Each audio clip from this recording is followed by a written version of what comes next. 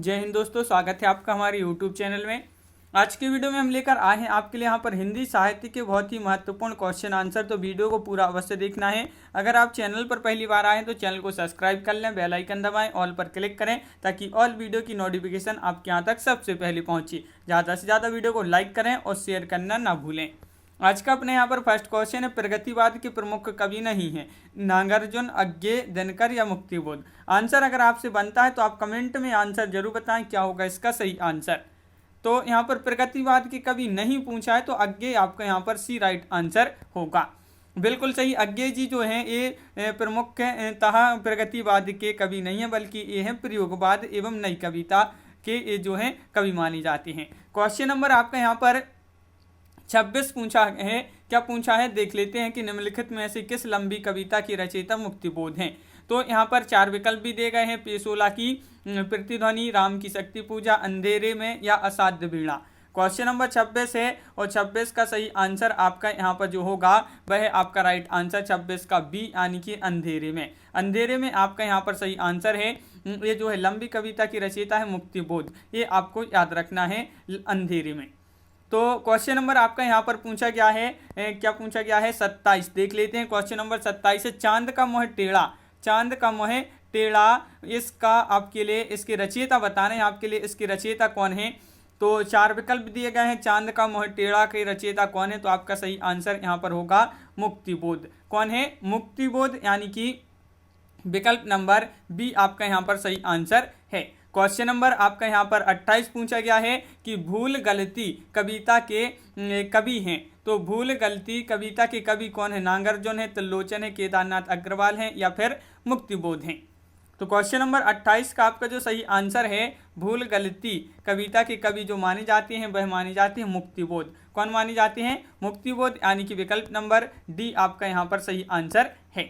Question number आपका यहाँ पर 29 दिया गया है। क्या दिया गया है क्वेश्चन नंबर 29? तो यहाँ पर देख लेते हैं। क्वेश्चन नंबर 29 आपका ए रहा। देखिए क्वेश्चन नंबर 29 पूछा, अंधेरे में कविता किसने लिखी है। अंधेरे में कविता लिखी है मुक्तिबोध, त्रिलोचन, नागार्जुन या धूमिल। क्वेश्चन नंबर 29 है। ये क्वेश्चन आपके जो हैं किसी न किसी एग्जाम में पूछे गए हैं, पीजीटी, टीजीटी, यूकेएलटी, ऐसे जो है बहुत सारे एग्जामों में ये क्वेश्चन आपके पूछे गए हैं। तो आपका यहाँ पर राइट आंसर है, अंधेरे में ये कविता किसने लिखी है। तो मुक्तिबोध ने लिखी है, यानी कि विकल्प नंबर ए आपका यहाँ पर सही आंसर है। क्वेश्चन नंबर आपका यहाँ पर 30 पूछा है, कामायनी एक पुनर्विचार नामक आलोचना ग्रंथ के लेखक कौन है। क्वेश्चन नंबर 30 पूछा है और 30 का आपका जो सही आंसर है वह क्या होगा राइट आंसर। कामायनी एक पुनर्विचार नामक आलोचना के लेखक हैं रामस्वरूप चतुर्वेदी, डॉक्टर नगेंद्र, रामविलास शर्मा या गजानन माधव, मुक्तिबोध। 30 का आंसर बताना है। तो 30 का आपका जो सही आंसर है वह है आपका डी, यानी कि गजानन माधव मुक्तिबोध आपका यहाँ पर सही आंसर है। बिल्कुल सही, गजानन माधव मुक्तिबोध आपका डी यहाँ पर सही आंसर है। बिल्कुल सही, बहुत बढ़िया राइट आंसर बताया है। क्वेश्चन नंबर आपका यहाँ पर 31 पूछा है, रहस्य पुरुष का बिंब मुक्तिबोध की किस कविता में नहीं है। रहस्य पुरुष का बिंब मुक्तिबोध की किस कविता में नहीं है। मेरे सहचर मित्र इस चौड़े ऊंचे टीले पर ये अंधेरे में मुझे पुकारती हुई। तो आपका सही आंसर है विकल्प नंबर बी, यानी कि अंधेरे में। अंधेरे में आपका राइट आंसर है। बिल्कुल सही, अंधेरे में जो है मुक्तिबोध की ब्रह्म राक्षस एवं अंधेरे में कविताओं में फैंटेसी है। क्वेश्चन नंबर 32 पूछा है आपसे यहाँ पर कि गजानन माधव मुक्तिबोध की रचना चांद का मोह टेढ़ा में कौन सी कविता संकलित नहीं है। देखिए नहीं पूछा है कौन सी कविता संकलित नहीं है। जन्मदिन की धूप में, भूल गलती या एक स्वप्न कथा या ब्रह्म राक्षस। क्वेश्चन नंबर 32 का राइट आंसर आपको बताना है और 32 का आपका जो सही आंसर है वह है आपका राइट आंसर विकल्प नंबर 1, यानी कि जन्मदिन की धूप में। ये जो है आपका सही आंसर है, विकल्प नंबर ए आपका सही आंसर होगा। क्वेश्चन नंबर आपका यहाँ पर अगला क्या पूछा गया है। तो अगला क्वेश्चन यहाँ पर देख लेते हैं। 33वां क्वेश्चन पूछा गया है, मुक्तिबोध की किस पुस्तक को प्रतिबंधित किया गया था। तो वह कौन सी पुस्तक है, कौन सी है वह पुस्तक आपको यहाँ पर बताना है मुक्तिबोध जी की जिसको प्रतिबंधित किया गया था। तो आपके यहाँ पर सही आंसर है 33 का आपका डी राइट आंसर है, भारत इतिहास और संस्कृति। ये जो है आपका सही आंसर होगा। 2015 में ये आपका जो है पीजीटी एग्जाम में पूछा गया क्वेश्चन है, मुक्तिबोध की किस पुस्तक को प्रतिबंधित किया गया था। भारत इतिहास और संस्कृति। क्वेश्चन नंबर आपका यहाँ पर 34 पूछा गया है, त्रिलोचन शास्त्री की कविताएं हिंदी के अतिरिक्त किस अन्य उपभाषा में हैं? तो वह कौन सी अन्य उपभाषा में है त्रिलोचन शास्त्री जी की जो कविताएं हैं हिंदी के अतिरिक्त? ब्रज, अवधी, मैथिली या भोजपुरी? 34 का सही आंसर बताना है और आपका सही आंसर है यहाँ पर विकल्प नंबर सी यानी कि अवधी आपका यहाँ पर राइट आंसर है। बिल्कुल सही, अवधी जिन्होंने बताया है उनका सही आंसर होगा, अवधी राइट आंसर है। बहुत बढ़िया। क्वेश्चन नंबर 35 देख लेते हैं। निम्नलिखित में से दिनकर की काव्य रचना नहीं है। देखिए, हुंकार, उर्वशी, कुरुक्षेत्र या त्रिधारा। देखिए, दिनकर की काव्य रचना नहीं पूछा है आपसे, तो नहीं में हो जाएगी आपकी डी यानी कि त्रिधारा। त्रिधारा आपका यहाँ पर सही आंसर है। त्रिधारा जो है दिनकर की नहीं है, ये सुभद्रा कुमारी चौहान जी की रचना है, तो याद रखिए त्रिधारा सुभद्रा कुमारी चौहान। क्वेश्चन नंबर आपका यहाँ पर अगला क्या पूछा गया है? 36वां क्वेश्चन यहाँ पर देख लेते हैं। देखिए, ये रहा आपका क्वेश्चन नंबर 36 कि हारे को हरिनाम शीर्षक काव्य ग्रंथ की रचनाकार हैं। हारे को हरिनाम, मैथिली शरण गुप्त, वियोगी हरि, रामधारी सिंह दिनकर, सुमित्रा नंदन पंत। 36 का सही आंसर बताना है, क्या होगा राइट आंसर? 4 विकल्प आपके यहाँ पर दिए गए हैं और 36 का आपका यहाँ पर जो रामधारी सिंह दिनकर विकल्प नंबर बी है वह आपका सही आंसर होगा। विकल्प नंबर बी राइट आंसर है, बिल्कुल सही। संस्कृति के 4 अध्याय किसकी रचना है? क्वेश्चन नंबर 37 का सही आंसर आपको यहाँ पर बताना है। संस्कृति के 4 अध्याय किसकी रचना है? अज्ञेय, मुक्तिबोध या फिर जयशंकर प्रसाद या दिनकर? तो आपका राइट आंसर है दिनकर, आपका यहाँ पर सही आंसर है, बिल्कुल सही। विकल्प नंबर आपका यहाँ पर डी राइट आंसर है। ये क्वेश्चन आपका पूछा गया क्वेश्चन है, टीजीटी में पूरे क्वेश्चन है जो आपकी किसी न किसी एग्जाम में पूछे गए हैं। क्वेश्चन नंबर 38 पूछा है, रामधारी सिंह दिनकर की किस कृति को आधुनिक युग की गीता कहा गया है? आधुनिक युग की गीता कहा गया है रामधारी सिंह दिनकर की वह कृति है रेणुका, कुरुक्षेत्र, हुंकार या उर्वशी? क्वेश्चन नंबर 38 का सही आंसर बताना है। 38 का राइट आंसर क्या होगा? 4 विकल्प आपके यहाँ पर दिए गए हैं और आपका सही आंसर है विकल्प नंबर सी यानी कि कुरुक्षेत्र। कुरुक्षेत्र आपका यहाँ पर सही आंसर है, बिल्कुल सही। कुरुक्षेत्र जिन्होंने बताया है उनका सही आंसर है, आधुनिक युग की गीता इसको कहा गया है। आपका यहाँ पर क्वेश्चन नंबर जो 39 पूछा गया है कि रामधारी सिंह दिनकर की काव्य कृति कौन सी है? तो रामधारी सिंह दिनकर की काव्य कृति बताना है आपके लिए। यहाँ पर लोकायतन है, आर्यावर्त है या फिर कुरुक्षेत्र है या उन्मुक्त है।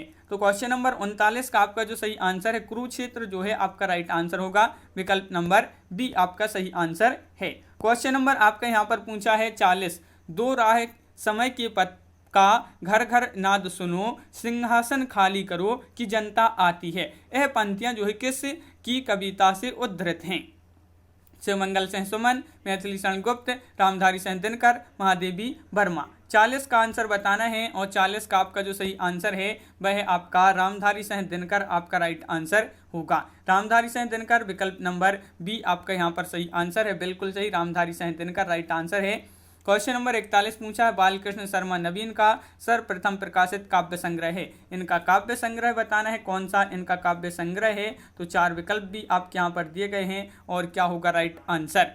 बालकृष्ण शर्मा नवीन का सर्वप्रथम पूछा प्रकाशित काव्य संग्रह है कुमकुम, विकल्प नंबर आपका डी राइट आंसर है, बिल्कुल सही। विकल्प नंबर डी जिन्होंने बताया है उनका यहाँ पर सही आंसर है। क्वेश्चन नंबर आपका यहाँ पर पूछा गया है 42, नवगीत दशक 1, 2, 3 का संपादक कौन था? तो शंभुनाथ सिंह थे या फिर नरेश मेहता थे, अज्ञे थे, उमाशंकर तिवारी थे? क्वेश्चन नंबर है 42 और 42 का सही आंसर होगा आपका क्या होगा? तो बताइए। 42 का राइट आंसर होगा आपका शंभुनाथ सिंह यानी कि विकल्प नंबर ए आपका यहाँ पर राइट आंसर है, बिल्कुल सही। विकल्प नंबर ए जिन्होंने बताया है उनका सही आंसर है। यहाँ पर अगला क्वेश्चन देख लेते हैं क्या दिया गया है अगला क्वेश्चन। तो यहाँ पर अब आ गए हैं अपन कहाँ पर? प्रयोगवाद से संबंधित महत्वपूर्ण क्वेश्चन देख लेते हैं। क्या है प्रयोगवाद से संबंधित महत्वपूर्ण क्वेश्चन? देखिए कि अपने प्रयोग अपने आप में इष्ट नहीं है वरन वह साधन है। यह कथन किस वाद से संबंधित है? ये आपके लिए बताना है। तो अपन यहाँ पर पढ़ रहे हैं प्रयोगवाद, तो ये कथन किससे संबंधित होगा? प्रयोगवाद से संबंधित होगा। तो विकल्प नंबर डी आपका यहाँ पर सही आंसर है। अज्ञेय का पूरा नाम क्या है? ये क्वेश्चन देखिए बहुत ही महत्वपूर्ण क्वेश्चन है, टीजीटी में पूछा गया ये 2010 में कि अज्ञेय जी का जो है पूरा नाम बताना है। तो बहुत ही सरल क्वेश्चन है और कई बार ये क्वेश्चन आपका एग्जाम में पूछा जा चुका है। सच्चिदानंद हीरानंद बादशाइन अज्ञेय आपका यहाँ पर सही आंसर है। ये अज्ञेय का पूरा नाम है, तो विकल्प नंबर सी राइट आंसर आपका यहाँ पर होगा। क्वेश्चन नंबर आपका यहाँ पर 3 पूछा गया है। देखिए, प्रयोगवाद के प्रवर्तक के अनुसार प्रयोगवादी कवि का मुख्य तथ्य क्या था। प्रयोगवाद के प्रवर्तक के अनुसार प्रयोगवादी कवि का मुख्य तथ्य क्या था। तो आपका यहाँ पर क्वेश्चन नंबर 3 का जो राइट आंसर है वह आपका यहाँ पर सही आंसर क्या है। 3 का राइट आंसर विकल्प नंबर सी, यानी कि नई राहों का अन्वेषण। नई राहों का अन्वेषण विकल्प नंबर आपका सी यहाँ पर सही आंसर है। बिल्कुल सही, विकल्प नंबर सी जिन्होंने बताया है उनका यहाँ पर सही आंसर है। क्वेश्चन आपका यहाँ पर 4 पूछा गया है। क्या पूछा गया है क्वेश्चन नंबर 4, तो देख लेते हैं। यहाँ पर दिया गया है क्वेश्चन नंबर 4, देखिए, खालिस्तान ने प्रयोगवाद को सर्वाधिक प्रभावित किया है। तो प्रयोगवाद को जो सर्वाधिक प्रभावित किया है वह किसने प्रभावित किया है। क्वेश्चन नंबर 4 में आपको बताना है। तो आपका यहाँ पर सही आंसर होगा कि जो प्रयोगवाद को प्रभावित किया है वह अस्तित्ववाद ने सबसे ज़्यादा जो है सर्वाधिक प्रभावित किया। तो विकल्प नंबर बी आपका राइट आंसर है। ये 2015 में एक क्वेश्चन पूछा गया था। तो ये याद रखिए। क्वेश्चन नंबर 5 देख लेते हैं कि निम्नलिखित में से एक कथन असत्य है, तो वह कथन का चयन करना है। कौन सा यहाँ पर वो कथन दिया गया है जो असत्य है। क्वेश्चन नंबर 5 में आपको आंसर बताना है। तो 5 का आपका सही आंसर है यहाँ पर विकल्प नंबर यहाँ पर डी राइट आंसर। देखिए, एक कथन असत्य है, तो नई कविता प्रयोगवाद का विकसित रूप नहीं है। तो ये कथन आपका कैसा है, असत्य है। तो विकल्प नंबर डी राइट आंसर है। बिल्कुल सही राइट आंसर बताया है। क्वेश्चन नंबर आपका 6 यहाँ पर क्या पूछा है। तो क्वेश्चन नंबर 6 आपसे यहाँ पर देख लेते हैं पूछा गया है। क्या पूछा गया है क्वेश्चन नंबर 6, प्रयोगवादी कवियों की रचनाएं किस सप्तक में संग्रहित हैं। तो जो प्रयोगवादी कवि थे इनकी जो रचनाएं थीं वह किस सप्तक में, वह सप्तक बताना है। तार सप्तक, तीसरा सप्तक, दूसरा सप्तक, चौथा सप्तक। तो क्वेश्चन नंबर 6 का आपका जो सही आंसर होगा, 6 का राइट आंसर है आपका विकल्प नंबर 1, यानी कि तार सप्तक में।